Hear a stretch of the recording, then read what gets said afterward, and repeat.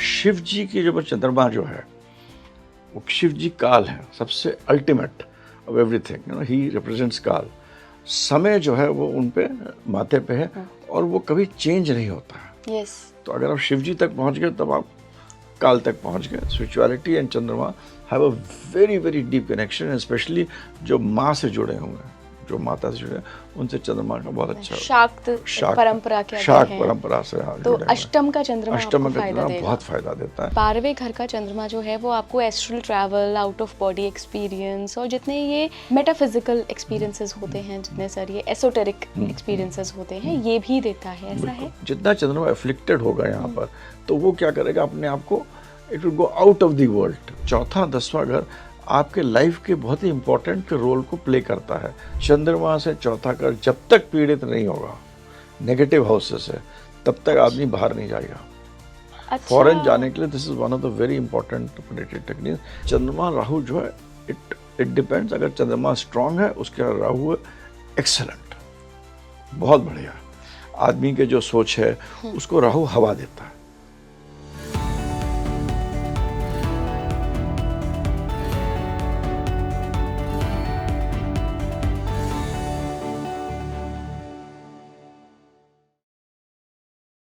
नमस्कार भारत, आप देख रहे हैं स्पीकिंग ट्री। मैं हूं आपके साथ इला गोस्वामी। अगर आपको पता करना है कि आपको क्यों डिफरेंट ड्रीम्स आ रहे हैं, क्यों आपको एस्ट्रल ट्रैवल हो रहा है, या क्यों आपको कई बार आउट ऑफ बॉडी एक्सपीरियंस हो रहा है, या कुछ भी ऐसा परा विद्याओं का अनुभव हो रहा है, या आपका इंटरेस्ट ही जाग रहा है इस तरफ, तो कुंडली में अपने चंद्रमा की स्थिति देखिए। चंद्रमा कहाँ प्लेस्ड है, क्योंकि आज के पॉडकास्ट में मून पर बात करेंगे हम कि सभी 12 भावों में मून क्या रिजल्ट लेकर आता है और कौन से ऐसे भाव हैं जहाँ पर मून आपको पराविद्याओं से जोड़ देता है, साधनाओं से जोड़ देता है, एस्ट्रल ट्रैवल जैसे जो ये मेटाफिजिकल एक्सपीरियंसेस होते हैं इनसे जोड़ता है, या आपको करवाता है, या आपको के अंदर एक सोच डाल देता है कि इस तरफ इंटरेस्ट जग जाएगा। मून लिक्विड कैश का भी कारक है, जो कैश फ्लो है वो मून से देखते हैं। तो कौन से हाउस में मून की प्लेसमेंट होती है जहाँ पर इंसान के पास बहुत ज़्यादा कैश फ्लो रहता है, बहुत पैसे वाला बन जाता है, चंद्रमा के साथ किस ग्रह की युति सबसे बेस्ट मानी जाती है और वो क्या रिजल्ट लेकर आती है, आज के पॉडकास्ट में चंद्रमा को डिस्कस करेंगे। शुरुआत में जानेंगे चंद्रमा की हिस्ट्री, उनकी पौराणिक कथा, और उसके बाद आपको जानने का मौका मिलेगा कि सभी 12 हाउसेस में चंद्रमा की प्लेसमेंट क्या रिजल्ट लेकर आती है। इस ग्रहों की सीरीज़ में मेरे साथ एक बार फिर जुड़ रहे हैं renowned astrologer and coach Shankar Adwal sir. Sir बहुत बहुत स्वागत है आपका स्पीकिंग ट्री पर। सर, ग्रहों की सीरीज़ में आज मून चंद्रमा की बारी है, तो अपने दर्शकों के लिए सबसे पहले मैं मून की सबसे अच्छी प्लेसमेंट कुंडली में जानना चाहूँगी। Moon is exalted in Taurus, so जाहिर है it is one of the best placement of moon. But जहाँ तक चंद्रमा का सवाल है, moon is the most important planet. और हम लोग जो है सृष्टि है और हम लोग सब 75% पानी से बने हुए, वाटर से बने हुए हैं। Moon as we all know affects the tides, affects the ocean, so it also affects us and affects us the mind. हमारी जो मनोस्थिति है वो चंद्रमा से देखी जाती है। और जहाँ भी मून आपके, सबको पता ही होगा, अगर लोग अपना देख लें हॉरोस्कोप, जहाँ मून प्लेस होता है वो उसकी राशि कहते हैं। मून में ये राशि है।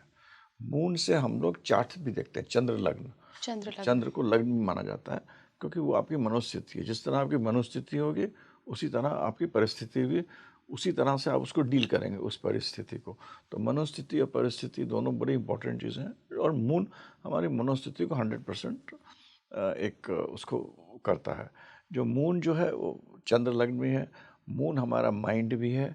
मून जो है is a very important planet for how you think. इस दुनिया को किस तरह आप, किसको, हर चीज़ को किस नज़रिया से देखते हैं, वो इम्पॉर्टेंट है।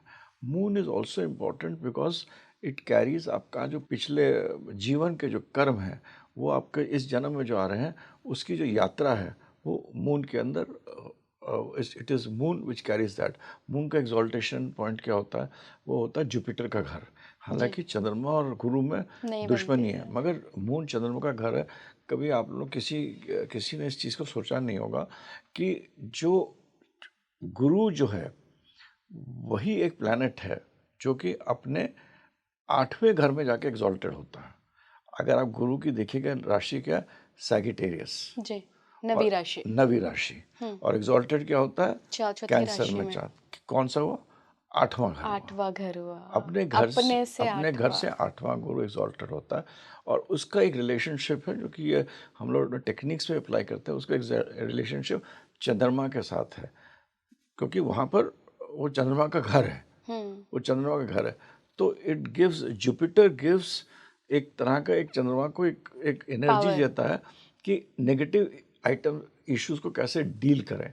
It is also very important, that is why it is exalted in its 8th house, अपने से 8वें। इससे ट्रांसफॉर्मेशन करता है, पिछले जन्म का जो भी कर्म होते हैं उनमें जो ट्रांसफॉर्मेशन लाना या आपको भोगना है, वो आपको इसके बारे करता है। इसका पीछे और भी लॉजिक है, बट एक मैंने सिंपल तरीके, किसी ने नहीं देखा होगा कि 8वें घर में क्यों, मतलब कोई भी प्लैनेट अपने से 8वें घर में एग्जॉल्टेड नहीं होता एक्सेप्टिंग जुपिटर, वो भी चंद्रमा के घर में।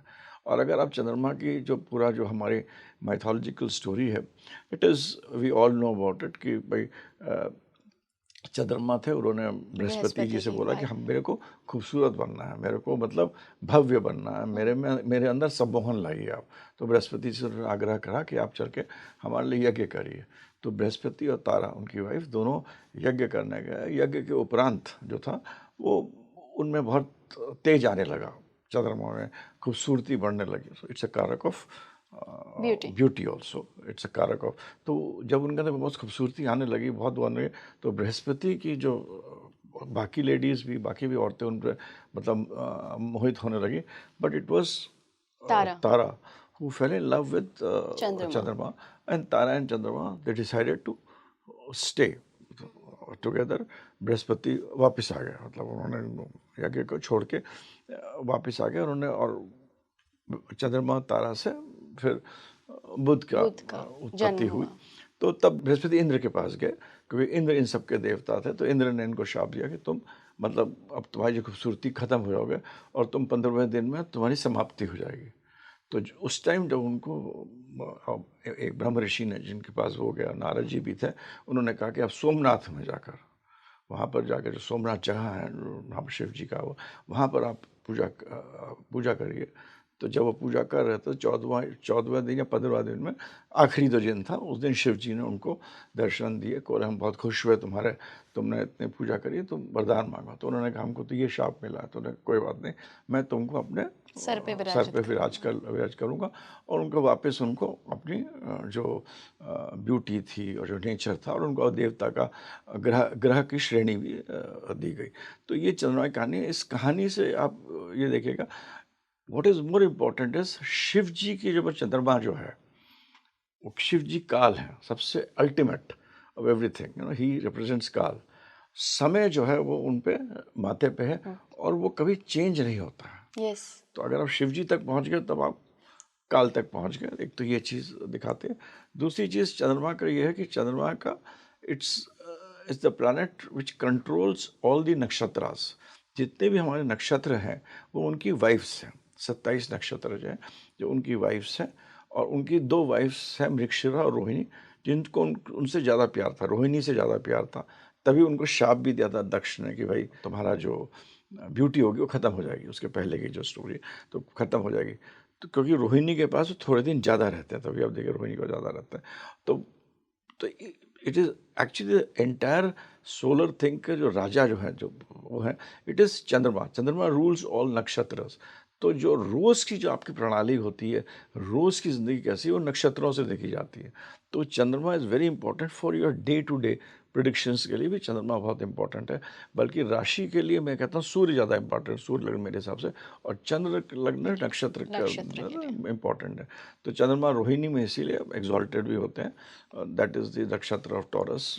कृष्ण जी का जन्म भी रोहिणी नक्षत्र में हुआ था, और मृगशिरा से भी उनको प्यार था, बट रोहिणी से सबसे ज़्यादा अधिक उनको जो लगाव था वो अधिक था। तो इस तरह, तो he is the karak of beauty, he is the karak of love, he is changeable, क्योंकि वो स्टैटिक नहीं रहा। 27 उनकी वाइफ्स थी, सबके साथ समय पूरा बिताना चाहिए, नहीं बिताया। तो इट इज़ ऑल्सो प्लानट जो अप एंड डाउन जाता है ऊपर। नहीं, मैथोलॉजी स्टोरीज के समझाने का तात्पर्य यही होता है, it is like up and down जाते हैं, mind also goes up and down, stability नहीं होती है मून के अंदर। Moon is not a stable planet, moon is the planet of your cash, wealth. Rohini नक्षत्र में इस एग्जॉल्टेड, जो आपका कैश लिक्विडिटी किसी को देखना होती है तो इट इज़ मून, जो आजकल धन का बहुत इम्पोर्टेंट है। शनि और मंगल कारक होते हैं धरती के और अपार्टमेंट्स के। कैश का कारक है चंद्रमा। आप कुछ पूछ रही थी? जी सर, अगर हम 12 भावों की बात करें तो 12 भावों में सबसे अच्छा प्लेसमेंट चंद्रमा का क्या माना जाता है? 12 भावों में सबसे अच्छा प्लेसमेंट मेरे हिसाब से लोग, एक तो टॉरस, दूसरा जो दूसरा घर होता हम है कालपुरुष से बता रहे कालपुरुष हैं, से बता रहे हैं, और राशि में भी मतलब वृषभ टॉरस भी। राशि और कैंसर जो होगा, दे आर गुड। लोग कैंसर के लिए नेगेटिव बोलते हैं, but I feel moon in Cancer is very important. Okay, so इन दोनों भावों में बहुत इंपॉर्टेंट होता है। और मून का अगर अब हम लोग अगर घरों की बात करें तो मून इन सब चीज़ों का कारक होता है। ब्यूटी, लव, चेंजेबल, चेंज करता है, स्टैटिक नहीं है, मूडी होता है, सुंदरता, छल कपट। इट इज बिकॉज मून का तो उसने हिस्ट्री रहा भाई है। अपने गुरु की ही वाइफ को अगर उससे मतलब ही हैड दी तो मोरालिटी लेवल दिखाता है, it's not so good. So that is also there. और मून, अगर अब देवी की बात करें जी, तो हमारी जो ऊपर की 3 देवियां होती हैं, जो हमारे ऊपर सर के ऊपर जो मतलब main, it is Kali. Kali is consciousness, total consciousness. Yes, हर चीज़ काली के अंदर है, रजस तमस सत्व, सब चीज़ों का काली के अंदर है। और एक तरफ आपकी तारा देवी होती हैं और अच्छा, दूसरी तरफ हमारी षोडशी देवी होती षोडशी हैं। होते हैं, तो Tara is like it represents Jupiter and Shodashi Devi represent Venus, Mercury. अच्छा मरकुरी, मरकरी, हाँ। मरकुरी के 16 फिर देवी और होती हैं, जो कि उनको माइंड को 16 तरीक़ों से चलता है। उसके जो जो हमारे मत्थे पे होती है, मत्थे पे जो देवी होती है वो है त्रिपुरा सुंदरी। त्रिपुर सुंदरी, Tripura Sundari is nothing but mood, it is the representation of mood. तो जो भी चीज़ें देवी से सोच के और विजडम से जो चीज़ आती है, वो चीज़ें त्रिपुरा सुंदरी के अंदर भी होती हैं। त्रिपुरा सुंदरी के अंदर she is a beautiful lady, she is always depicted, I mean there is nothing as that energy, it is an energy लोगों ने डिस्क्राइब करी। क्योंकि हम आदमी हैं तो हमने आदमी जैसे डिस्क्राइब कर, हम पुरुष है तो पुरुष जैसे डिस्क्राइब करते हैं, और देवी जो है वो हमारी शिव जी तो दृष्टा हैं। तो शक्ति जो होती है वो energy is always depicted in the form of a woman. So it is depicted in the form of a woman, which is very beautiful. The moon is very beautiful, and it is the first part which अपने हमारे जो body होती है, जो संचालन होती है, जो हमारे बॉडी की, उसकी पहली चीज़ मून ही होता है। उसके बाद हमारे सब चीज़ें आती हैं कि भैरवी आएंगी और बाकी जितनी चिन्मिस्ता देवी सब वगैरह बाकी देवियाँ बाद में आती हैं। तो इसी तरह तो चंद्रमा है, so it is a very very important planet, जिसके भी हॉरोस्कोप में अगर चंद्रमा स्ट्रांग नहीं है तो जितने भी राजयोग हैं फलित नहीं होते हैं। अगर चंद्रमा स्ट्रांग है तभी राजयोग फलित होंगे। और क्योंकि उसी मन के, से चल रहा हाँ, है। क्योंकि उसी के हिसाब से even in the horoscope if you see Chandrama is not is very very weak, but there are rajyog, वो उतने फल नहीं देंगे। ओके तो इस तरह चंद्रमा का ये भी बहुत इंपॉर्टेंट होता है। सर, 12 भावों में एक बार चंद्रमा को समझते हम हैं समझते हैं उसको। कि अगर लग्न में पहले फर्स्ट हाउस हाँ, में ही बैठा है चंद्रमा तो जो है क्या एक बार करता है? याद है कि इसके बेसिक टेक्निक अगर जो लोग समझ रहे हो समझ जाएं तो बहुत अच्छा है। चंद्रमा जहाँ बैठता है उस चीज़ की चाहत चाहत उस वो चीज़ों को तो वो ग्रहण करना चाहता है, वो मतलब वो चीज़ होती हैं। अच्छा, चंद्रमा लग्न में होगा तो it will want to, it will be, those things are there in Chandrama. Those people will be beautiful, they'll have a good smile, they will be talkative, they will be nice, they will, depend करता है। अगर aggressive behaviour भी अंदर से होगा उनका, but they would be aggressive in a very nice way, in not you can be there are certain people who come and show aggression in a way जैसे कि बदतमीजी लगती है। और एक आदमी आता है बहुत खूबसूरत, बहुत सही कन्या हो या मेल या फीमेल, बट आके एक तरीके से ग्रेसफुली कहता ग्रेसफुली है। बैठता है तो कहते हैं he is very graceful, he is very right, nice, his personality is मतलब वेरी गुस्सा गुड। भी कर रहे तो हैं वो तो आप गुस्सा भी नहीं तमीज है से तो बात हाँ, करिए बड़े तो हाँ, ग्रेसफुली सो बोलेंगे। दैट इज़ व्हाट चंद्रमा is the first house, and it okay, also gives कि हम अपने आप को दूसरों की तरह से हमें देखा जाए, लोग should notice me. Okay, this is what Chandrama gives in the first point. और जो चंद्रमा डिजायर करता है, it is always the 7th house. जो चंद्रमा डिज़ायर करता है, इट इज़ ऑलवेज द साथ। तो चंद्रमा का जो डिज़ायर क्या होगा, जब पहले घर में होगा, सातवां घर, मतलब हो सकता है दूसरे की स्त्री भी हो सकती है उसमें। उसमें दूसरों की मतलब पार्टनरशिप में जाने की कोशिश करेगा, दूसरों से उसको क्या चाहिए वो उसका सातवां घर दिखाता है। So this how you should do prediction जब खाली चंद्रमा बैठा हो। अच्छा। तो अगर चंद्रमा दूसरे घर में होगा तो चंद्रमा of course here is a planet जहाँ रिसोर्सेज पर डिपेंड करता है। जिसका चंद्रमा दूसरे घर में होता है, ही will be a very intelligent person. Second house चंद्रमा, उसके जो दो दो कारक होते हैं, जुपिटर एंड शुक्र। तो जुपिटर शुक्र चंद्रमा जब भी होगा चंद्रमा दूसरे घर में, people will be very very brilliant, पक्की बात होती है।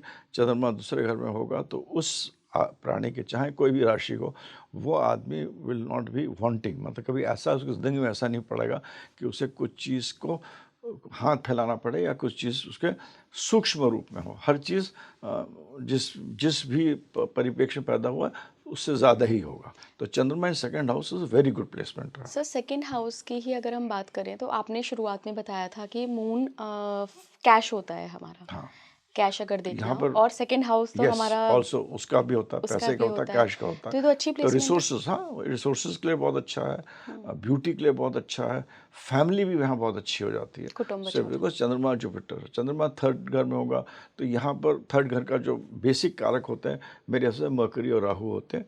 तो यहाँ पर चंद्रमा यहाँ पर थोड़ा सा मतलब इट इज नॉट वेरी असहज वेरी महसूस करता है। Very very happy, very happy situation, because Chandrama doesn't like to think too much, it's emotional, hmm, it's like waves. तो मरकरी तो कहता है, बोला भाई जरा सोच के चलो, ये भी देखो वो भी देखो, ifs and why, if this does not happen then what will happen. ये भाई मरकरी का मरकरी ये है। होता है ना, जैसे बिजनेस में करते हैं, अगर ये चीज़ खराब होगी तो हम अगली चीज़ क्या करेंगे, हम्म, ये भी खराब हो गया तो हम अगली चीज़ तो वो मरकरी है। जो जितना अच्छा होगा मरकरी, उतना आदमी बिजनेसमैन अच्छा होगा। तो यहाँ पर मतलब मरकरी राहु के साथ चंद्रमा जो होगा कुछ प्रोफेशंस के लिए बहुत अच्छा होता है, जिसके अंदर खाली कम्युनिकेशन बहुत हो, थोड़ा झूठ बोलना की आपको ज़रूरत पड़े, आपको वो ठगने की ज़रूरत पड़े, ठगे जा भी सकते हैं, यू कैन बी ड्यूप्ड, और if you want to dupe people. So it depends, आजकल दुनिया में दोनों ही चीज़ चल रही चल हैं। रहे सो हैं।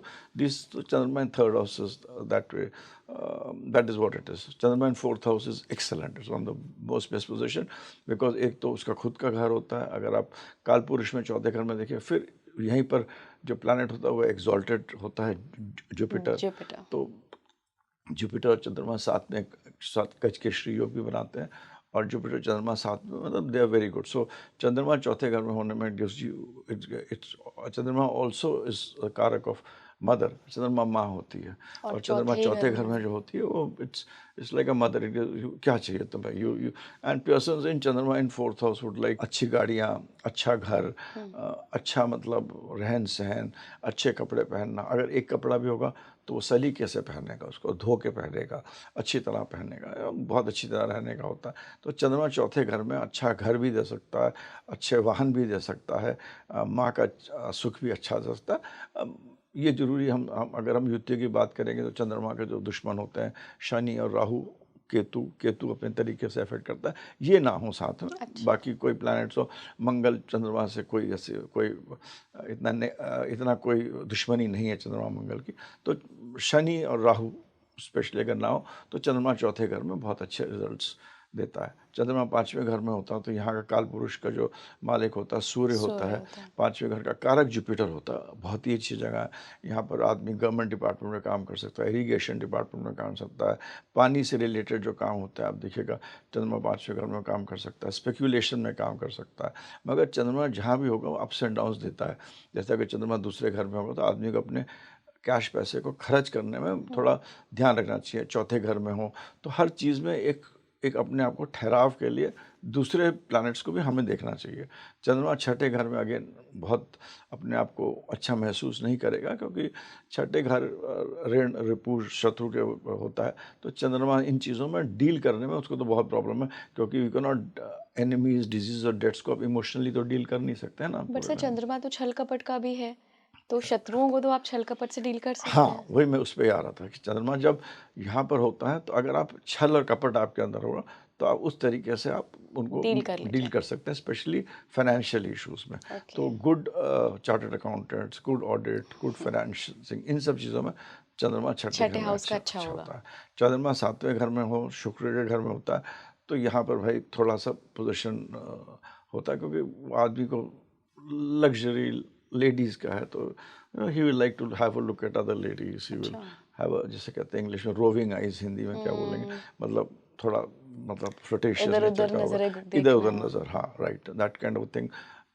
इधर जब तक कि उसको जुपिटर ना देख रहा हो, या ऐसे प्लैनेट्स, अच्छे प्लैनेट्स ना देख रहा हो, अगर उस चंद्रमा के साथ मान लीजिए शुक्र बैठ गया, या तो ऐसा और कोई प्लान, खराब हो और जाएगा। ख़राब हो जाता, और उस चीज़ को एम्पलीफाई कर देगा। चंद्रमा शुक्र बुध तीनों बैठ गया तो सोने पे सुहागा ही हो जाएगा फिर तो इस तरह से ये भी देना चाहिए। चंद्रमा शुक्र मंग और बुध अगर साथ में बैठते हैं, सातवें घर में, तो आदमी को चीटिंग की टेंडेंसी देता है, क्योंकि चंद्रमा का एक नेचर होता है चीट करने का, थोड़ा सा ड्यूप करने का नेचर होता है। तो अच्छा। चंद्रमा आठवें घर में होता है, चंद्रमा आठवें घर में उसका नीच का तो होता है, डेबिलिटेशन का होता है, मैं चंद्रमा आठवें घर में आदमी को सोचने की शक्ति जो देगा, बहुत गहराई की शक्ति देता है, बहुत अंदर तक आदमी सोचता है। तो जो लोग, ज़्यादातर जो लोग कहते हैं कि नीच का है चंद्रमा, तो एक परिप्रेक्ष्य में चंद्रमा नीच का है, क्योंकि चंद्रमा को हम ज़्यादातर देखते हैं कि भारी प्लानट होता है, उसको बाहर की चीज़ें अच्छी लगती हैं, लव, इमोशन, पैसा, धन, वैभव, अच्छी चीज़ें, इमोशनल, ये सब चीज़ें अच्छी चंद्रमा का जो कारक होती है, इन सब चीज़ों में अच्छा रहता है। आठवें घर में जब आता है चंद्रमा, चंद्रमा अंदर हो जाता है, बाहर से अंदर हो जाता है, तो अंतर्मुखी हो सोचने जाता लगता, है। अंतर्मुखी होने लगता, सोचने लगता। तो गुड साइकोलॉजिस्ट, गुड साइकेट्रिस्ट, ये सब चीज़ें जो है, ये चंद्रमा बहुत अच्छा करता है यहाँ पर। क्या सर, जिन लोगों को, जो लोग अकल्ट में होते हैं, हाँ, क्योंकि हम अभी अष्टम की बात कर रहे हैं तो मैं पूछ रही हूँ, जो लोग अकल्ट में होते हैं और जो सीधा डिवाइन से कनेक्शन बना लेते हैं थ्रू कोई भी साधना, क्या ये अष्टम का चंद्रमा भी हो सकता है? बिल्कुल, बिल्कुल, चंद्रमा माँ होती है।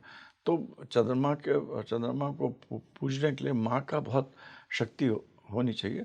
और चंद्रमा की जो एक तो है, और दूसरी जो शक्ति जो चंद्रमा की होती है, माँ भैरवी होती है, पार्वती खुद होती है।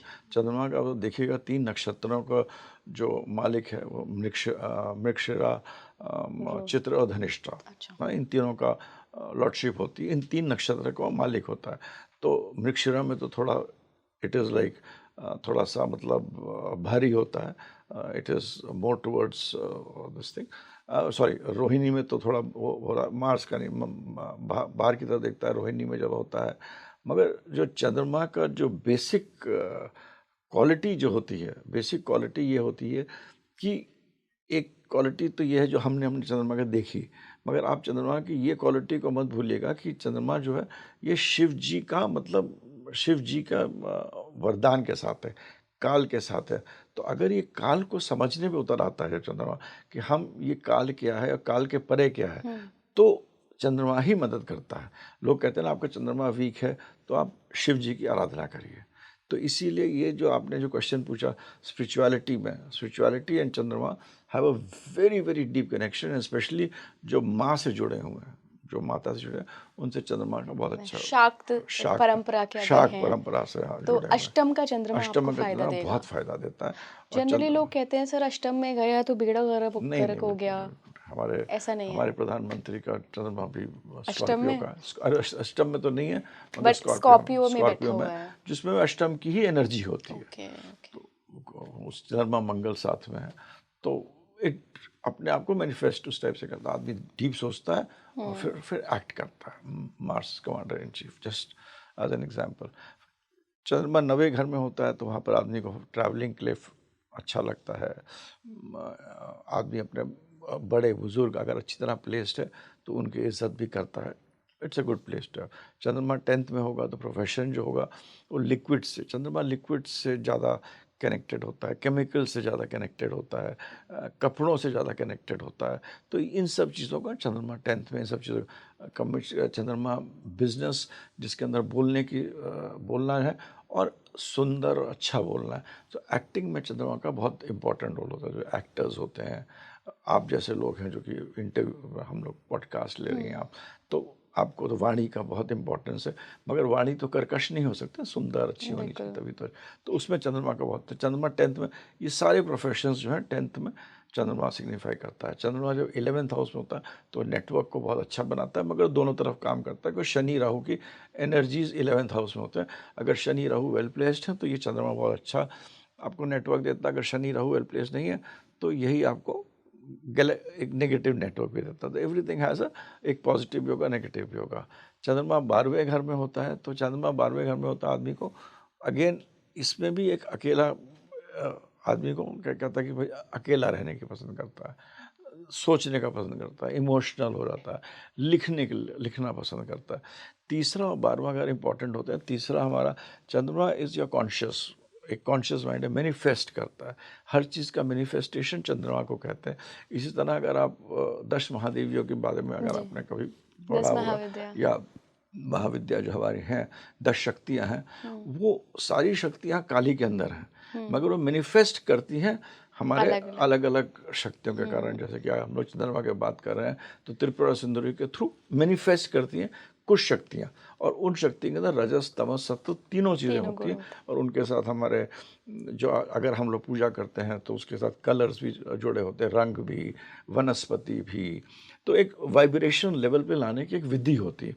तो जब आप उस वाइब्रेशन लेवल पे लाएंगे तो आप त्रिपुरा सुंदरी जैसी शक्तियों का अनुभव कर सकते हैं जो चंद्रमा के समान है।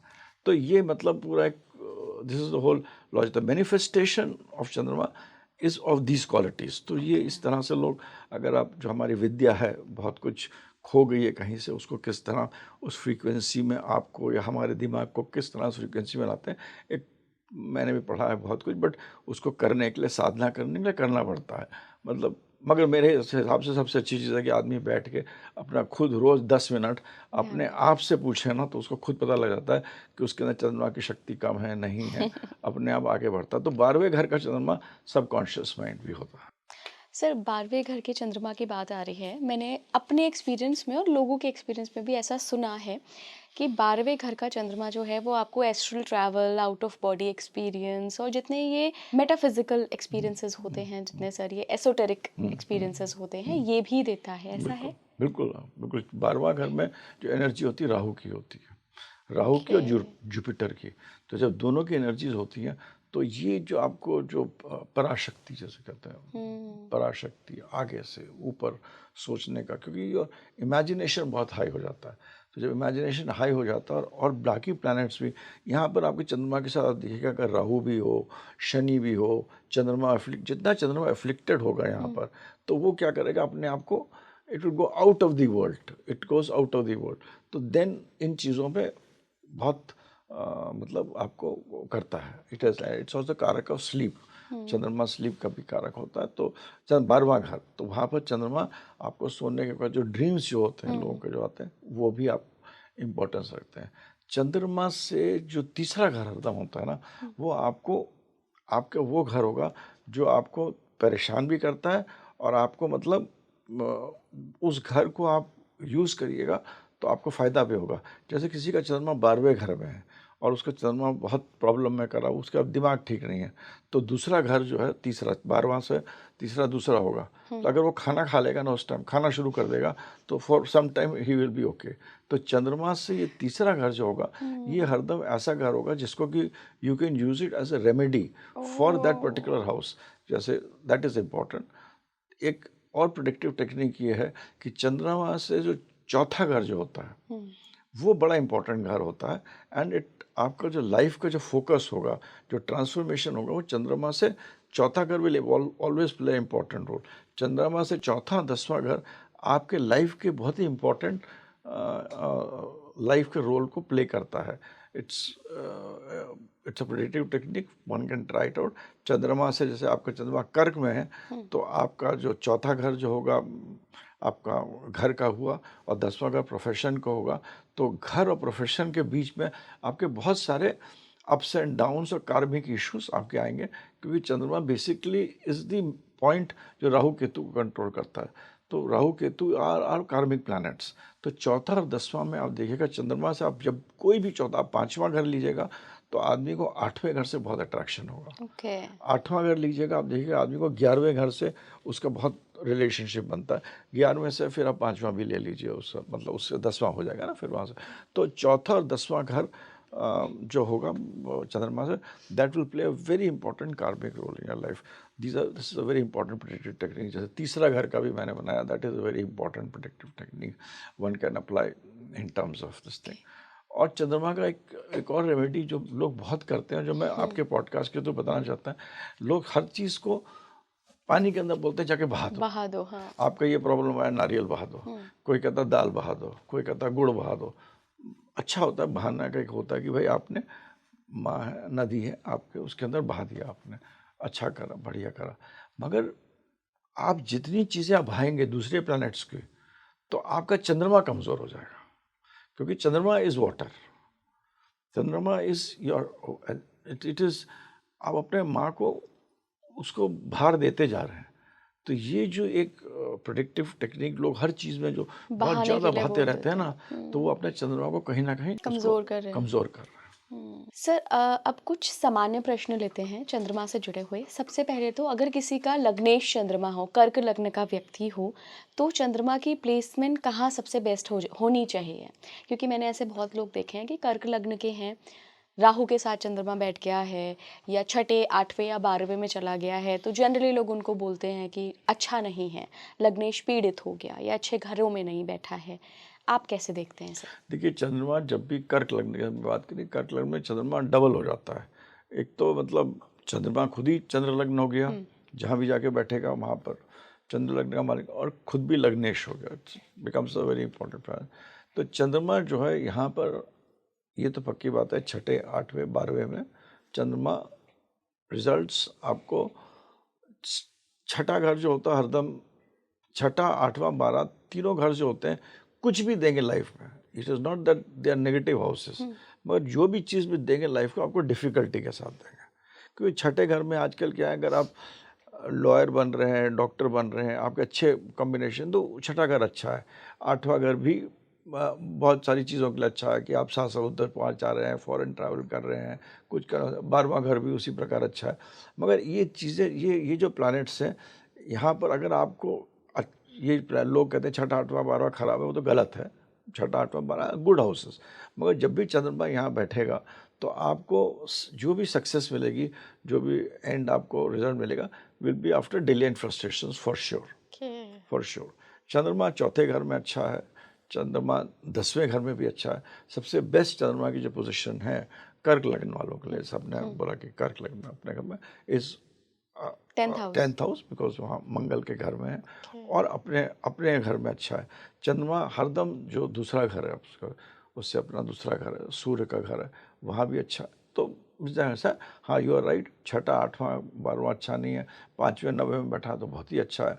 5वां घर तो अगेन सूर्य, वहाँ पर जो गुरु का घर है, वहाँ पर मतलब सूर्य और गुरु का घर हाँ, है। सूर्य और गुरु का घर है, तो बहुत ही अच्छा है। तो 159 इज ऑलवेज, 5वां, 9वां हरदम ही अच्छा होता है। थंब रूल्स जो है, केंद्र अच्छा होगा, त्रिकोण अच्छा होगा, 3, 11 भी अच्छे होते हैं मेरे हिसाब से। They will not create any problems.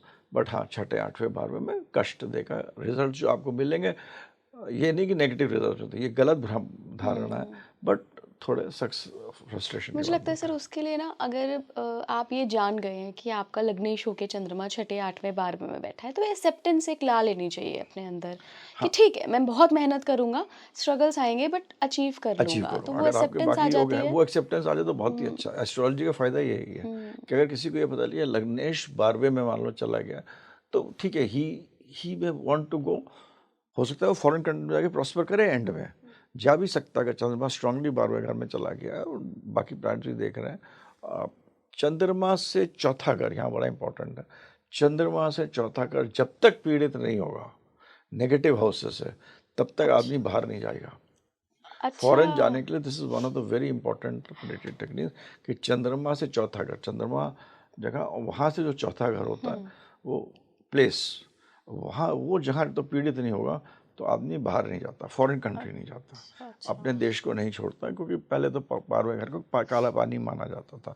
तो चंद्रमा से 12वां ही होगा, तो आदमी हरदम ये करेगा, कोई डिसीजन ऐसे लेगा कि अपने पाँव पे कुल्हाड़ी मारता है। 12वां मतलब अपने से 12वां जाना, मतलब उल्टे हम तो वापस चले गए, आगे जाने के बदले वापस ही गया ना अभी तक। अच्छा। तो आदमी अपने पापा को लाड़ी मारता है, कुछ रॉन्ग डिसीजंस लेगा। तो अगर आदमी का 12वें घर में, तो आदमी को क्या करना चाहिए, एक चीज़ को 10 बार सोच ले, वो ज़्यादा अच्छा है। एक चीज़ को 4-5 लोगों से पूछ ले, तो ये एस्ट्रोलॉजी से फ़ायदा होता है। चंद्रमा छठे घर में, एकदम से लड़ाई में ना होता जाए, एकदम से मतलब कुछ कोर्ट का केस ना करे, पूछ ले। So this is the advantage of, अगर आप जो एस्ट्रोलॉजी करते हैं कि भाई एस्ट्रोलॉजी से ये फ़ायदा हाँ, एक कर गाइडिंग सकते टूल हैं। है। एक guiding tool, and one should use it. Yes. Sir, थोड़ी सी युतियों पे बात करते हैं। चंद्रमा की सबसे पहली युति, मैं सबसे पहले उस युति से शुरू करूंगी जो लोगों के बीच भ्रम फैलाती है, डराती है।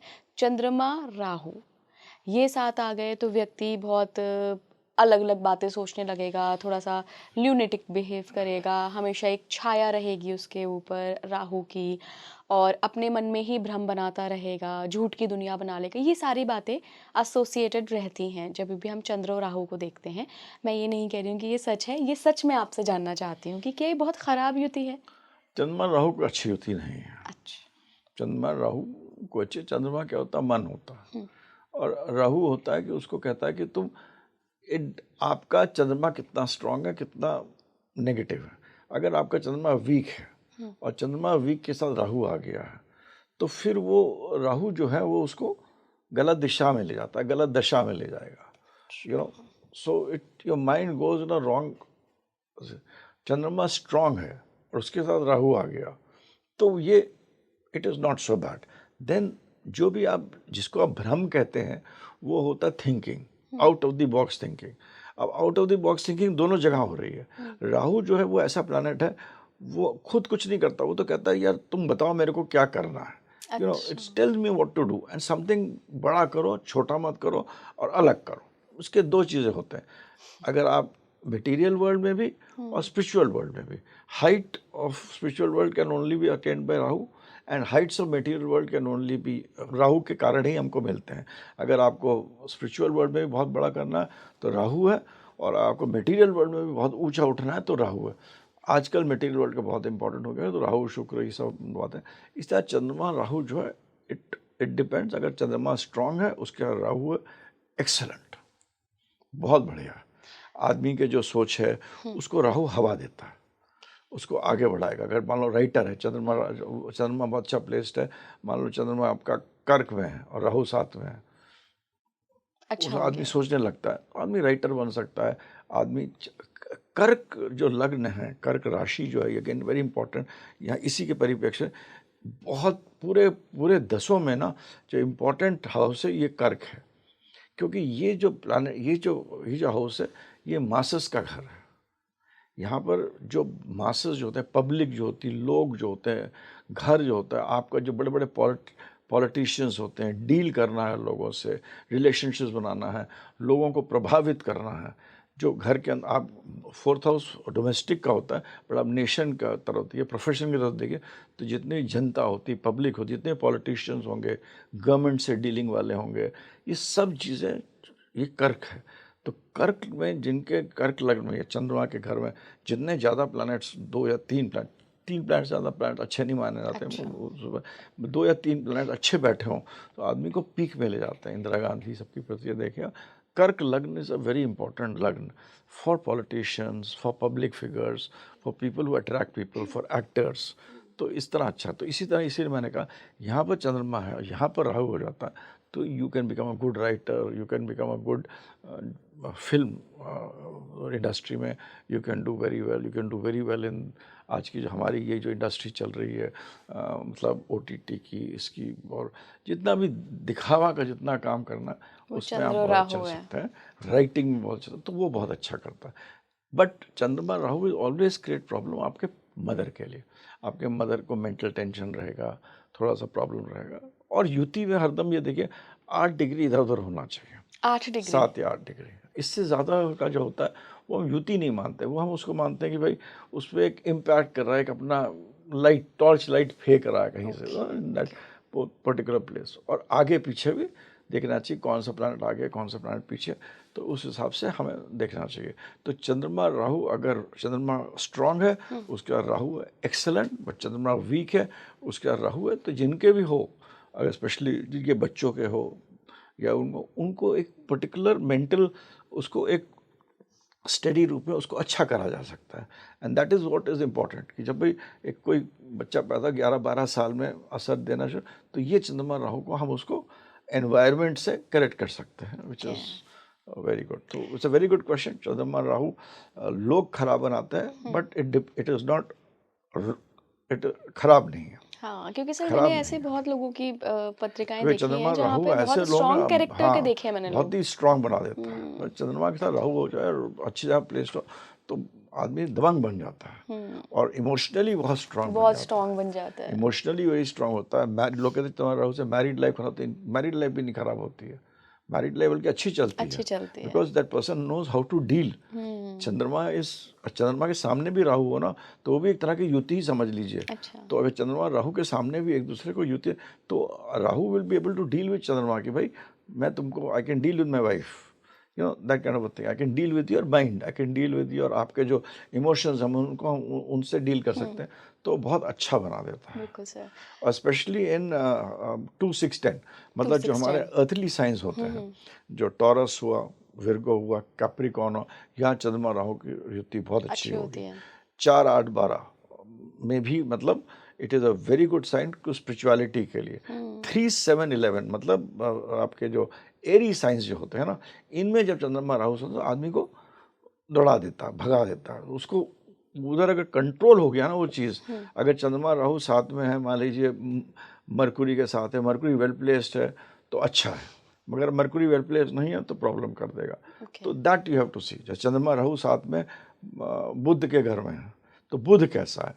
Dispositor is very important. हुँ, ये भी बड़ा इंपॉर्टेंट प्रेडिक्टिव टेक्निक है कि जो भी चंद्रमा का डिस्पोजिटर होगा, उसके अंदर भी चंद्रमा की क्वालिटीज़ बहुत होती है।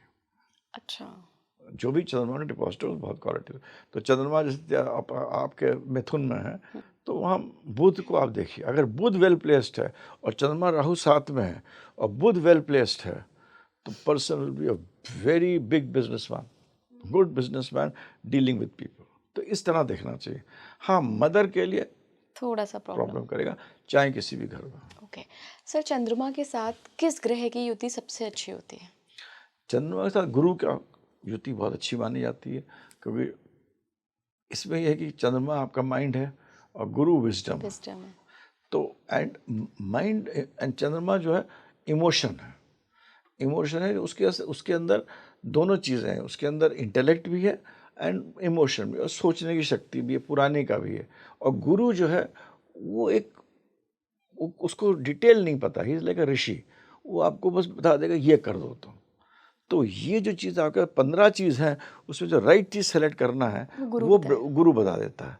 तो गुरु और चंद्रमा जब साथ होते हैं, स्पेशली केंद्र और त्रिकोण में अगर साथ होते हैं, तो इट्स अ वेरी गुड योग। और अगर बहुतों ने कहते होंगे मेरे पास ये योग पड़ा, मगर मेरे को तो कोई लखपति बना नहीं, ऐसा नहीं करोड़पति बना दे लखपति, बट ये योग ऐसा होता है आपको बहुत सारी मुश्किलें और कष्ट से आपको निवारण करता है। ओके, गुरु चंद्रमा जिसका साथ में हो, केंद्र त्रिकोण में साथ हो, तो बड़ी सी बड़ी मुश्किलें जो कि आम आदमी दूसरे आदमी के आएंगे और वो धराशाही हो जाएगा, गुरु चंद्रमा साथ होगा, he will be able to उसको क्रॉस कर लेगा, उसको उसको आगे उसको बढ़ा देगा।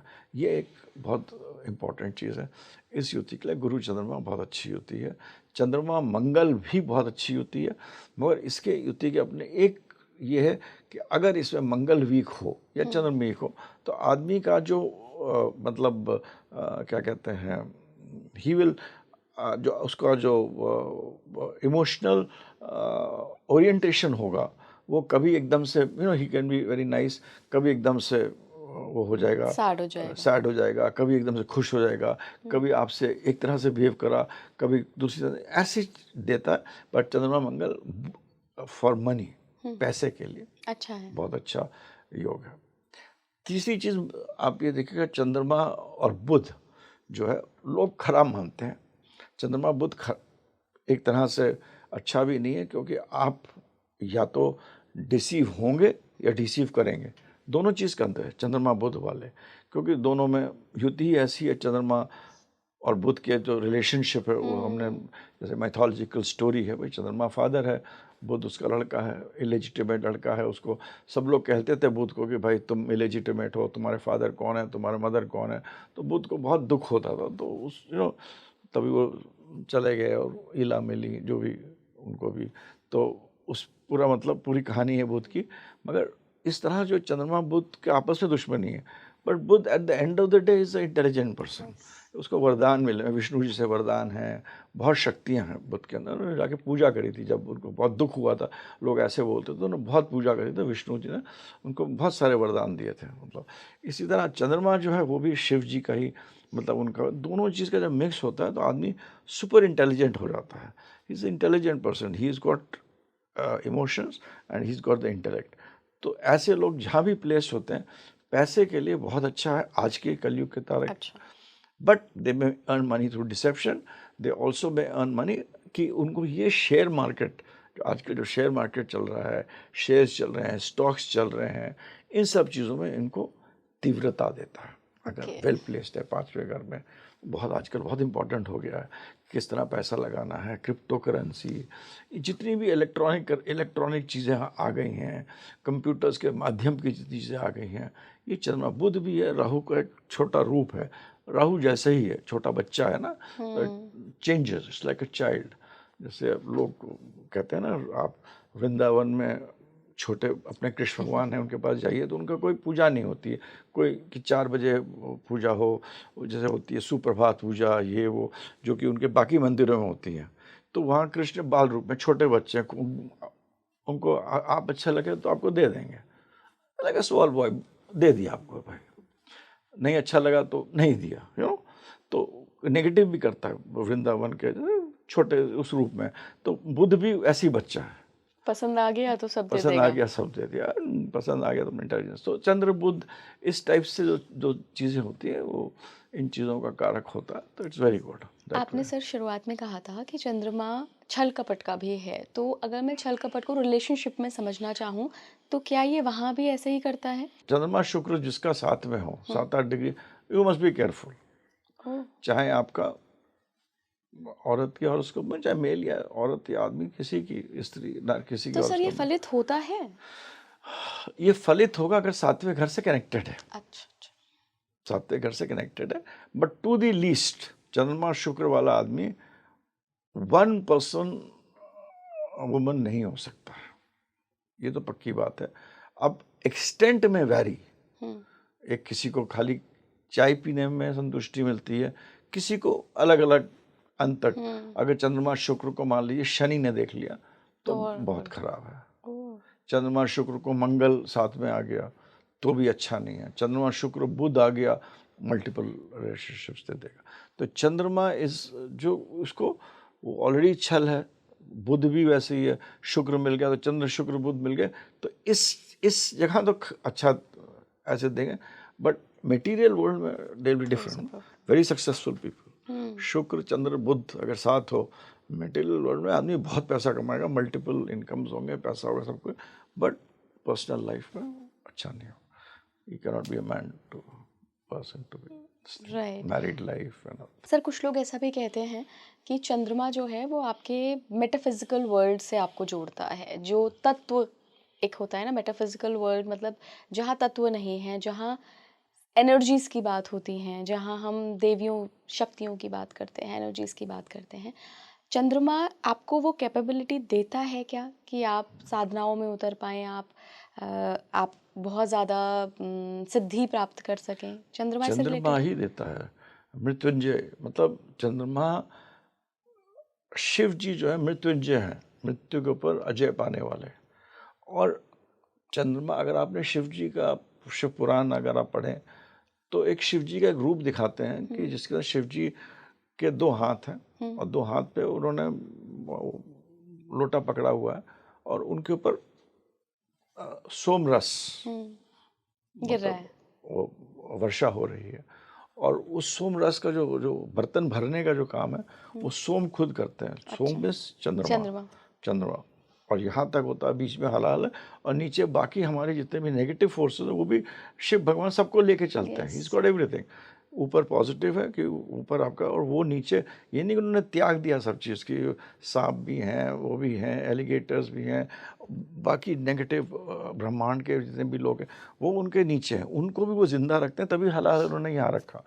तो उनको पाने के लिए चंद्रमा के बिना आप शिव जी को नहीं पा सकते हैं, और शिव जी को पाने के लिए आपको बिना पार्वती के शिव जी कुछ करते ही नहीं। जैसे शिव पार्वती के कहना, हर आप स्त्रोत पढ़िए, तो जब शिव जी जहर ले रहे थे तो पार्वती जी बगल में खड़ी थी, तो उन्होंने कहा कि भाई मैं ले लूँ जहर, तो पार्वती जी ने कहा ले लो, क्योंकि उनको अपना मंगल हो तो मंगल है, उनको सब चीज़ पता है क्या होने वाली है। ऐसे ही सीता राम का, अगर आपने रामायण पढ़ी हो, तो सीता जी ने कहा था हनुमान से कि ये जो रामचंद्र जी कर रहे हैं ये नहीं कर रहे हैं, ये तो मैं कर रही हूँ, आई एम डूइंग एवरीथिंग, करने वाली तो मैं हूँ, मैं तो देख रही हूँ, आई एम एंजॉइंग इट। और इस तरह जब शिव जी ने तांडव भी करा था, तो देवी को पता था तांडव कैसे हो रहा है, क्या हो रहा है, क्या नहीं कर रही, मैं ही कराने वाली हूँ, और जहाँ वो गलती भी करेंगे तो मैं उनको, मतलब आई विल टेक केयर। तो that is the power of शक्ति। शक्ति। एंड उस शक्ति को पाने के लिए आपको बिना चंद्रमा के वो शक्ति को आप पा ही शिव नहीं तक पा नहीं सकते हैं, सकते। बिल्कुल। और जितने भी हमारी शक्तियां हैं, राइट फ्रॉम काली, षोडशी, तारा, तारा, त्रिपुरा सुंदरी, बगलामुखी। काल भैरवी, बगलामुखी, ये सब शक्तियां जो हैं ये सब काली का रूप है और शिव से अर्जित है। शिव इनके मतलब हम दृष्टा है, कुछ करते नहीं, बट ही इज द दृष्टा ऑफ एवरीथिंग। वैसे तो एक दूसरा कांड ये भी कहता है कि उनमें मेल फीमेल हर चीज़ में दोनों चीज़ होती हैं, भैरव के अंदर भैरवी भी होती हैं। बिल्कुल। तो वो भी एक तरीका है बताने का कि शिव के भी रूप हैं जो कि फिर डिवाइड हो जाते हैं। जैसे भैरव जो है, भैरवी शक्ति जो है, वो सारी शक्तियों का मतलब जितने भी ग्रह हैं, अगर आपको सारे ग्रहों को ठीक करना है तो आपको भैरवी की पूजा करना चाहिए। ओके। और भैरवी की जो शक्ति, जो मेल शक्ति, वो भैरव है। ओके। तो this is how they function. Even when जब दक्ष ने हुआ था तो शिव जी ने वीरभद्र को भेजा था जी जी। कि जाकर तुम मार दो, मतलब उन्होंने विध्वंस दक्ष का। का गला काट दिया था।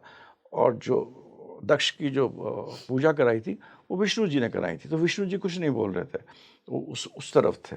और एक दक्ष चाहते थे विष्णु सती जी की की शादी पार्वती जी के साथ, मतलब उनका मन था, दक्ष का ये सती इच्छा की थी, शादी सती की शादी उनके साथ हो। विष्णु तो जी। जब वीरभद्र विष्णु जी की तरफ उन्होंने जब बढ़े। दक्ष का गला काटा, तब उनकी आवाज़ आई कि इनको मत छुओ, तो सीता मतलब पार्वती जी की आवाज़ आई, इनको मत छूना, तो मैं हूँ, इसके अंदर तो, इनके अंदर तो मेरी शक्ति है। So this is how Hindu mythology function, कि लोग समझते हैं विष्णु अलग है, शंकर अलग है, दे आर ऑल टू सबका energies which are origin Devi shown. ही है, तो अब शक्ति है। मतलब कहने का मतलब ये सबको पाने के लिए बिना चंद्रमा के आप काल को नहीं समझ सकते हैं। जब तक आप टाइम और स्पेस को नहीं समझेंगे तब तक आप कम से कम इस दुनिया को नहीं समझते। मेरा जो, मैंने बहुत माइथोलॉजी पढ़ी है, to understand time and space you have to understand चंद्रमा। बिना चंद्रमा का मेडिटेशन, बिना चंद्रमा का कर नहीं नहीं सकते। कर सकते। सर, आखिर में एक रेमेडी मैं आपसे जानना चाहूँगी कि अगर किसी का चंद्रमा पीड़ित है या सही रिजल्ट नहीं दे रहा है या मन को बहुत प्रभावित कर रहा है, डिसीजन पैरालिसिस है या अदर थिंग्स हैं, तो वो क्या कर सकते हैं? चंद्रमा का सबसे तो अच्छा ये है कि जो अगर आप उसमें करते हैं तो आप शिव जी की आराधना आराधना करिए, करें। शिव जी पे पूजा करिए जो अपना है। और अगर वैसे आपको रोज़ के रोज़ आपका चंद्रमा आपका अगर ख़राब है, तो चंद्रमा का सबसे अच्छी चीज़ होती है ट्रैवल। ट्रैवल। ट्रैवल, छोटे से कहीं निकल जाइए घूमने के लिए, चाहे घास में घूमिए, चाहे आप थोड़ा पैसा हो तो कहीं और कहीं घूमने चले जाइए, हिल्स पे चले जाइए, वहाँ पर चंद्रमा की जो ऊर्जा होती है वो अच्छी ज़्यादा होती होती हैं। है।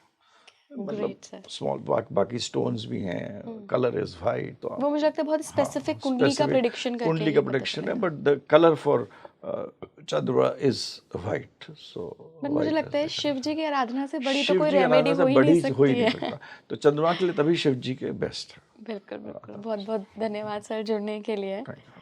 आप मुझे कमेंट बॉक्स में बताइएगा कि आपका चंद्रमा 12 भावों में किस भाव में बैठा है, क्या युति बना रहा है किसी ग्रह के साथ, और हमने जो इस पॉडकास्ट में बात करी, क्या आप उससे एग्री करते हैं, आप अपनी लाइफ में चंद्रमा के उन रिजल्ट्स में कितने रिजल्ट्स देख रहे हैं। आखिर में एक डिस्क्लेमर देना चाहूँगी कि हमने बहुत जेनरिक वे में ये सारा डिस्कशन किया है। हर किसी की कुंडली, उस पर पड़ने वाली ग्रहों की दृष्टि, डिग्री, नक्षत्र, बहुत सारी चीज़ें मायने रखते हैं। तो ये मोटा मोटा डिस्कशन सिर्फ आपका इंटरेस्ट जगाने के लिए था और एक बेसिक समझ के लिए था कि चंद्रमा क्या है, कैसे काम करता है कुंडली में। इसको बिल्कुल ऐसा मत समझिएगा कि पर्सनलाइज्ड ये प्रिडिक्शन हुआ है। जुड़े रहिए स्पीकिंग ट्री के साथ। नमस्कार।